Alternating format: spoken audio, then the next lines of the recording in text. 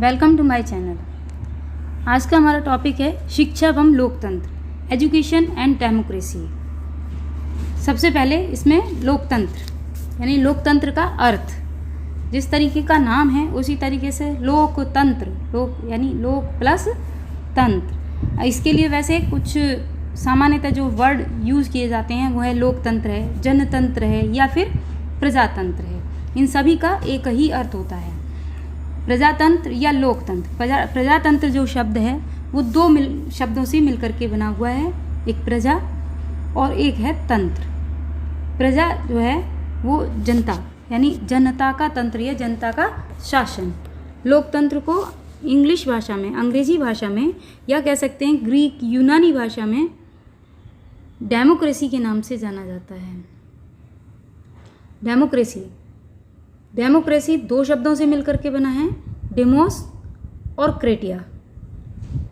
Greek भाषा में या यूनानी भाषा में डेमोस का जो अर्थ है वो है प्रजा और क्रेटिया शब्द का अर्थ है शासन। अर्थात डेमोक्रेसी का जो पूरा अर्थ हुआ वो हुआ जनता का शासन।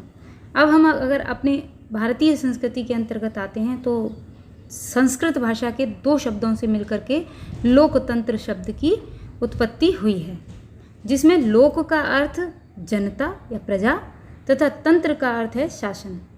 अर्थात लोकतंत्र का अर्थ है जनता का शासन। अब आती हैं कुछ परिभाषाएं हमने थोड़ी ही दी हैं। तो सबसे पहली जो सबसे अधिक फेमस परिभाषा है वो है अब्राहम लिंकन की। ये परिभाषा है, प्रजातंत्र शासन का वह रूप है जिसमें शासन जनता के लिए और जनता के द्वारा होता है। यानी जनता के लिए ही शासन होता है और जनता ही उस शासन को करती है और जनता के द्वारा जनता ही उसे चुनती है। अगला सेकंड है राधाकृष्णन कमीशन रिपोर्ट के अनुसार। इसमें है लोकतंत्र जीवन का वह एक ढंग है, न कि मात्र राजनीतिक व्यवस्था, यानी एक राजनीतिक व्यवस्था नहीं है बल्कि जीवन का एक ढंग है। वह प्रजाति, धर्म, लिंग, व्यवसाय या आर्थिक स्थिति के भेदभाव के बिना समाज के सभी नागरिकों को समान स्वतंत्रता तथा अधिकार प्रदान करने के सिद्धांत पर आधारित है। थर्ड डेफिनेशन है अरस्तु की। इनकी है जनतंत्र जनता की सरकार है। इन्होंने दो शब्दों में ही अपना जो है एक वाक्य में ही सारी बात खत्म कर दी कि जो जनतंत्र है वो जनता की सरकार है। अगला लास्ट डेफिनेशन सीले के अनुसार है। इसमें है लोकतंत्र शासन वह है जिसमें प्रत्येक का भाग होता है, प्रत्येक व्यक्ति का उसमें हिस्सा होता है, जो लोकतंत्र शासन है। इसके बाद आगे चलते हैं तो यह है लोकतंत्र के मूलभूत सिद्धांत, यानी कौन कौन से मूलभूत सिद्धांत हैं लोकतंत्र के।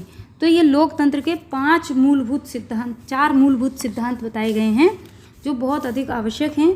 वो चार हैं। पहला है स्वतंत्रता यानी फ्रीडम का ये अर्थ नहीं है कि आप अनुशासनहीनता करते रहें, बल्कि मेन है कि नियंत्रित वातावरण में अनुशासनपूर्ण होकर स्वयं की अभिव्यक्ति करना एवं दूसरों के साथ सहयोगपूर्ण व्यवहार करना, ये है स्वतंत्रता। तो पहला जो सिद्धांत है वो स्वतंत्रता है। दूसरा जो सिद्धांत है वो है समानता, इक्वलिटी। समानता यानी सभी नागरिकों को समान अधिकार दिया जाए, उनके साथ कोई भी मतभेद नहीं किया जाए। इस मतभेद में क्या है, जाति के अनुसार है, वंश के अनुसार है, धर्म है, लिंग है या जन्म स्थान के अनुसार, किसी भी इस तरीके से उनके साथ और मतभेद ना किया जाए, समान व्यवहार किया जाए, वो है इक्वलिटी। थर्ड है भ्रातृत्व या बंधुत्व की भावना जो होती है, भ्रातृत्व। इससे जो वो है, इसका अर्थ क्या है, इसका सामान्य अर्थ ये है कि सभी नागरिकों में एक दूसरे के मध्य भाईचारे एवं बंधुत्व की भावना स्थापित करना, मिलजुल कर एकजुट होकर देश के लिए कार्य करना, ये भ्रातृत्व की भावना के अंतर्गत आता है। फोर्थ है न्याय, जस्टिस। न्याय में भी कि ऐसा ना हो कि भेदभावपूर्ण न्याय दिया जाए, कि अमीर को जो है पैसे के बल पर न्याय दे दिया जाए और गरीब बेचारा अन्याय सहता रहे। तो ऐसा नहीं होना चाहिए, बल्कि इसमें क्या है, सभी व्यक्तियों के साथ बिना किसी भेदभाव या पक्षपात के न्याय किया जाना चाहिए। ये थे हमारे मूलभूत सिद्धांत, लोकतंत्र के 4 मूलभूत सिद्धांत। अब इस प्रकार हो गए स्वतंत्रता, समानता, भ्रातृत्व और न्याय। अगला पॉइंट है प्रजातंत्र की मान्यताएं, यानी मान्यताएं किस पर आधारित हैं, मान्यताओं पर, किन मान्यताओं पर आधारित है हमारा प्रजातंत्र। तो ये कुछ मान्यताएं हैं। पहला है प्रत्येक व्यक्ति का मानव के रूप में अपना महत्व होता है। ये प्रजातंत्र की सबसे पहली है। ऐसा नहीं है कि किसी एक ही व्यक्ति का महत्व हो, बल्कि हर एक व्यक्ति का अपना एक महत्व है मानव के रूप में। दूसरा है प्रत्येक मानव में सीखने की क्षमता होती है, हर मानव सीख सकता है। इसके बाद थर्ड है मानव स्वयं एक साध्य है, साधन नहीं, यानी मनुष्य जो है वो साधन नहीं है, बल्कि साधनों को बनाने वाला इंसान है, बनाने वाला है, वो साधनों को तैयार करता है अपनी आवश्यकता के अनुसार। अगला पॉइंट, प्रजातंत्र का आधार मौलिक नैतिकता है, नैतिकता जो है वो मौलिक होनी चाहिए। अगला पॉइंट है प्रजातंत्र का आधार न्याय, स्वतंत्रता, समानता एवं भ्रातृत्व भावना है। जो अभी हमने सिद्धांत के अंतर्गत पढ़े थे चारों, वो इसके अंतर्गत आते हैं। अगला पॉइंट, प्रजातंत्र में वैयक्तिक स्वतंत्रता यानी व्यक्तिगत स्वतंत्रता व समानता पर बल दिया जाता है। प्रत्येक व्यक्ति अपने आप में स्वतंत्र भी है और समान भी रहे, इसके ऊपर प्रजातंत्र के अंतर्गत बल दिया जाता है। अगला पॉइंट है प्रजातंत्र व्यक्तिगत स्तर पर अवसरों की समानता प्रदान करता है। अगला अंतिम पॉइंट, प्रजातंत्र संवैधानिक एवं शांतिपूर्ण उपायों से होने वाले परिवर्तन में आस्था रखता है और सहयोगी जीवन पर बल देता है। तो ये रही हमारी प्रजातंत्र की मान्यता है। अगला पॉइंट है प्रजातंत्र के मूल्य, यानी कुछ मूल्य भी हैं प्रजातंत्र के, जो इस प्रकार हैं। ये 5 मूल्य बताए गए हैं। पहला मूल्य है परिवर्तन में विश्वास। परिवर्तन में विश्वास यानी प्रजातंत्र के अंतर्गत परिवर्तन का होना अति आवश्यक है। इसका जो है, अगर ये परिवर्तन नहीं होगा तो प्रजातंत्र नहीं चल पाएगा, वो चलना असंभव है। तो जो लोग परिवर्तन में विश्वास रखते हैं उन्हें इसे स्वीकारना भी चाहिए और उसके अनुसार अपने आप को वो ढाल भी लेते हैं। और परिवर्तन का जो सबसे बढ़िया उदाहरण है वो आज के समय में हमारे कंट्री में, हमारे देश में राजस्थान है, जो हर इलेक्शन में अपनी पार्टी को चेंज करता है। वो उसमें कोई भी पार्टी पुनः रिपीट होकर के नहीं आती है, यानी परिवर्तन में विश्वास रखते हैं वहाँ के लोग कि हर पार्टी को हम आजमा करके देखें, हैं। अगला पॉइंट है समझाने बुझाने के द्वारा परिवर्तन। अब इस परिवर्तन के अंतर्गत क्या होता है कि जिस समय परिवर्तन होता है तो कुछ जो प्रजा के अंदर जो लोग हैं वो हिंसक प्रवृत्ति के भी होते हैं। तो उन्हें अगर वो काम पसंद नहीं आ रहा है तो वो हिंसा जो है का रास्ता देख लेते हैं, और उस रास्ते को कैसे हम बदल सकते हैं? केवल समझाने बुझाने के बाद उन्हें उस परिवर्तन को स्वीकार करने के लिए तैयार करते हैं। ठीक है, तो सेकंड पॉइंट हमारा रहा समझाने बुझाने के द्वारा परिवर्तन। थर्ड है सहनशीलता। सहनशीलता यानी प्रजातंत्र में सहनशीलता भी होनी बहुत आवश्यक है। सहनशीलता में क्या है, जियो और जीने दो का सिद्धांत ज़रूर होना चाहिए, जिससे कि सभी लोग अपना आराम से जीवन यापन व्यतीत कर सकें। अगला है व्यक्ति का आदर। प्रत्येक व्यक्ति को दूसरे व्यक्ति का सम्मान आदर अवश्य करना चाहिए इस सिद्धांत के अनुसार। अगला है सेवा, यानी अपनी इच्छानुसार स्वेच्छा से समाज और राष्ट्र की सेवा प्रत्येक व्यक्ति को करनी चाहिए, तभी हमारे राष्ट्र की उन्नति संभव हो सकेगी। अगला हेडिंग है प्रजातंत्रीय शिक्षा के उद्देश्य। इसके अंतर्गत आते हैं हमारे कुछ उद्देश्य हैं जो हमारी प्रजातंत्र की शिक्षा के हैं, यानी प्रजातंत्र में शिक्षा का क्या उद्देश्य होना चाहिए। तो ये विभिन्न उद्देश्य हैं। पहला है प्रजातांत्रिक नागरिकता का विकास, यानी जो प्रजातंत्र के अंतर्गत जितनी भी नागरिक रह रहे हैं उन्हीं पर निर्भर करता है हमारा प्रजातंत्र। तो उन नागरिकों को अधिक गुणवान बनाना, अधिक क्रियाशील बनाना, यानी उनका विकास करना जो है वो सबसे पहला इस शिक्षा का उद्देश्य है, आगे बढ़ाना। सेकंड है व्यावसायिक कुशलता। व्यावसायिक कुशलता और नैतिकता का विकास। व्यावसायिक कुशलता यानी प्रत्येक व्यक्ति को व्यवसाय में कुशल बनाएं और नैतिक विचारधारा वाला बनाएं, गुणवान बनाएं, जिससे कि वो दूसरे के साथ सहयोग कर सकें। अगला थर्ड पॉइंट है सच्ची देशभक्ति की भावना का विकास।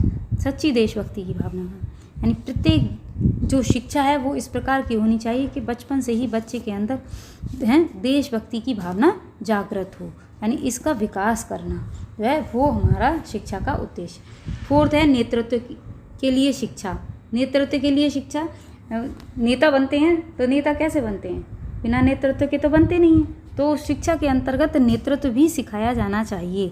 तो नेतृत्व और शिक्षा में नेतृत्व कैसे सीख सकते हैं कि अच्छे गुण हों व्यक्ति के अंतर्गत, अच्छे गुणों का विकास किया जाए और अच्छे तरीके से उन्हें, जैसे मॉनिटर बना दिया क्लास में या तो वो किस तरीके से उस क्लास को हैंडल करेंगे, तो इस तरीके की भावना उन्हें बचपन से ही दी जानी चाहिए। अगला पॉइंट है व्यक्तित्व का विकास। व्यक्तित्व का विकास, इसके अंतर्गत आपका आता है कि जो व्यक्ति है उसका सर्वांगीण विकास होना चाहिए। हर अंग, किसी एक अंग का विकास न करके, कह सकते हैं कि केवल शिक्षा का विकास न करके बल्कि उसे व्यावसायिक तौर पर भी विकसित किया जाए, उसे नागरिकता के तौर पर भी, जैसे अभी तक के हमारे 4 पॉइंट थे उन सभी को मिला करके अगर हम देखें तो हर क्षेत्र का अगर विकास होगा तो व्यक्ति के व्यक्तित्व का भी विकास होगा। अगला पॉइंट है प्रजातंत्र में शिक्षा का पाठ्यक्रम। तो पाठ्यक्रम किस प्रकार का होना चाहिए?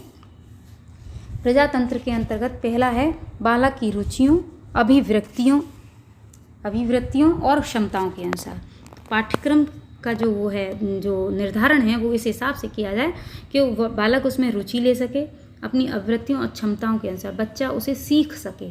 इस तरीके का पाठ्यक्रम का चुनाव किया जाना चाहिए प्रजातंत्र में। सेकंड है शिक्षा का पाठ्यक्रम जो है वो अधिक से अधिक व्यवहारवादी होना चाहिए। ऐसा ना हो कि केवल किताबी कीड़ा बन करके रह जाए बच्चा, उसे व्यवहार में ना ला पाए, इसलिए पाठ्यक्रम अधिक से अधिक व्यवहारवादी होना चाहिए। थर्ड है पाठ्यक्रम अधिक लचीला होना चाहिए। फ्लेक्सिबिलिटी अवश्य होनी चाहिए पाठ्यक्रम में कि अगर बच्चा एक सब्जेक्ट नहीं पढ़ पा रहा है तो उसे दूसरे सब्जेक्ट में, दूसरा नहीं पढ़ पा रहा है तो तीसरे सब्जेक्ट में। तो फ्लेक्सिबिलिटी है, इजी और हार्ड हर तरीके के सब्जेक्ट उसके अंतर्गत होने चाहिए। तो और बच्चे की जो कैपेबिलिटी है, जो कैपेसिटी है, उसके अनुसार उसे पाठ्यक्रम पढ़ाया जाना चाहिए। अगला लास्ट पॉइंट है फोर्थ, पाठ्यक्रम सामाजिक आवश्यकताओं एवं आदर्शों के अनुसार होना चाहिए। जो हमारी समाज की आवश्यकताएं हैं, आज के समय में जो आवश्यकताएं हैं, उन्हीं के अनुसार पाठ्यक्रम को तैयार किया जाना चाहिए। अगला पॉइंट, अगला हेडिंग है प्रजातंत्र में शिक्षण विधियाँ। यानी शिक्षण जब पाठ्यक्रम है और जो है शिक्षा का उद्देश्य है तो संभव है कि जो है हमारे यहाँ शिक्षण विधियाँ भी होंगी, तभी हम पाठ्यक्रम को सही तरीके से बालकों तक पहुँचा सकते हैं। तो शिक्षण विधियों के अंतर्गत कुछ शिक्षण विधियाँ हैं, जैसे वाद विवाद। वाद विवाद के अंतर्गत आता है कि समय समय पर और ये कंपटीशन कराए जाने चाहिए शिक्षण विधियों के अंतर्गत, एक दूसरे के साथ डिस्कशन किसी भी टॉपिक पर, किसी भी सब्जेक्ट पर, तो वाद विवाद वाली शिक्षण विधि के अनुसार। और टीचर के साथ भी वाद विवाद किया जाता है, समस्या समाधान किया जाता है। समाजीकृत यानी समाज से संबंधित जो हमारी है, समाज से रिलेशन लेकर के हमें शिक्षण विधि का प्रयोग करना चाहिए। कार्य का निर्धारण विधि, कार्य निर्धारण विधि, बच्चे के लिए कार्य का निर्धारण भी किया जाना चाहिए। सहसंबंध विधि, एक विषय को दूसरे विषय के साथ जोड़ करके पढ़ाया जाना चाहिए। समस्या समाधान विधि यानी समस्या और समाधान विधि, ये भी इसके अंतर्गत आती है विधियों के अंतर्गत। सहयोगी विधि, सहयोग के द्वारा। प्रोजेक्ट प्रणाली या प्रोजेक्ट विधि, तो प्रोजेक्ट बनाने के लिए दे दिया बच्चे को या प्रोजेक्ट के बारे में काम कराया। हस्त कौशल के बारे में काम कराया, यानी हस्त कौशल किसी एक विशेष विषय में या किसी एक विशेष कार्य को बहुत अधिक से उसे कुशलता प्रदान की। या प्रयोजना विधि है, अभिव्यक्ति विधि है, निरीक्षण विधि है, खोज विधि है, क्रिया विधि, मॉन्टेसरी प्रणाली, डाल्टन प्रणाली, ये सभी जो विधियां हैं ये हमारे लोकतंत्र में शिक्षण विधियों के अंतर्गत आती हैं। अगला पॉइंट है प्रजातंत्र में शिक्षक। शिक्षक किस प्रकार का होना चाहिए? तो सबसे पहली चीज़ तो आती है कि शिक्षक जो है वो पथ प्रदर्शक हो, यानी सही राह दिखाने वाला हो, मित्रवत व्यवहार करने वाला हो बालकों के साथ, और डांटने फटकारने वाला या बहुत अधिक अनुशासन वाला नहीं होना चाहिए। दूसरे, स्वतंत्र विचार वाला होना चाहिए। स्वतंत्र विचार से अर्थ है कि उसका जो सोचने समझने की जो शक्ति है उस पर कोई बंधन नहीं होना चाहिए, जिससे कि वो किसी भी रूप से बालकों की ओर से या प्रशासन की ओर से परेशान ना हो, बल्कि उसे पढ़ाने के लिए या किसी बात को बताने के लिए उसके विचार स्वतंत्र रखने चाहिए। उसका दृष्टिकोण बहुत विशाल होना चाहिए, विस्तृत दृष्टिकोण वाला होना चाहिए। चरित्र अच्छा होना चाहिए और प्रत्येक बालक की योग्यता को समझकर शिक्षित करने वाला होना चाहिए। ऐसा ना हो कि सभी को एक ही लाठी से हाँक दे, कहते हैं ना, एक ही लाठी से हाँक दिए, होशियार को भी और बुद्धू को भी। तो बुद्धू तो पिछड़ जाता है, होशियार तो अपना पकड़ ही लेता है काम को। तो उससे पहले सबसे पहले बालक की योग्यता समझनी चाहिए और उसके बाद शिक्षण विधि का प्रयोग किया जाना चाहिए। अगला पॉइंट है प्रजातंत्र में विद्यालय। विद्यालय किस प्रकार के होने चाहिए हमारे प्रजातंत्र में? सबसे पहली चीज़, रूढ़िवादी व परंपरावादी ना हो। रूढ़िवादी ये नहीं है कि जो पीछे से चला आ रहा है, रूढ़तावादी हैं, पुरानी बातें और पुरानी ही चीज़ें या परंपरा में चली आ रही है, ऐसा कुछ नहीं होना चाहिए। विद्यालय जो है वो इन सब चीज़ों से स्वतंत्र होने चाहिए, रूढ़वादिता से और परंपरावादी से। दूसरा, बालक को प्रजातंत्र में रहने योग्य बनाए। विद्यालय ऐसा हो जो बालक को प्रजातंत्र में यानी समाज में रहने योग्य बनाए। तीसरा है, राज्य और राजनीतिक पार्टियों का वर्चस्व ना हो उस पर। विद्यालय जो है वो स्वतंत्र रूप से कार्य करने वाला हो, बल्कि किसी राजनीतिक पार्टी के दबाव में कार्य ना करे। अगला अंतिम पॉइंट है कि उसके अंतर्गत जातिवाद व धर्मवाद ऐसी भावनाएं उसमें ना हों।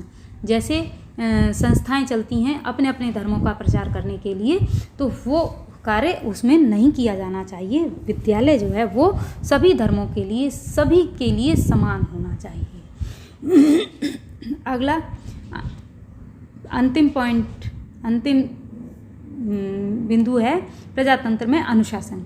यानी प्रजातंत्र के अंतर्गत अनुशासन कैसा होना चाहिए? तो जिस तरीके से समानता का अधिकार दिया गया उसी तरीके से है कि स्व अनुशासन को महत्व दिया जाना चाहिए। लेकिन स्व अनुशासन का अर्थ ये नहीं है कि उसमें अनुशासनहीनता का कार्य किया जाए, गलत कार्य किए जाएं, बल्कि सामाजिक नियंत्रण में रहते हुए, समाज को देखते हुए अपना स्वयं का अनुशासन होना चाहिए। यानी स्व अनुशासन के साथ सामाजिक नियंत्रण भी आवश्यक हो प्रजातंत्र के अंतर्गत। इसके अलावा विद्यार्थी परिषद, विद्यार्थी सम्मेलन या विद्यार्थी लोकसभा आदि की स्थापना की जानी चाहिए और जिसमें बालक का पार्टिसिपेशन या हिस्सेदारी स्वतंत्रतापूर्वक होनी चाहिए, जिससे कि बालक अपने आप को स्व अनुशासित कर सके और उस शासन के अनुशासन का महत्व समझ सके। धन्यवाद। यदि आपको हमारा वीडियो पसंद आया तो इसे लाइक कीजिए और शेयर भी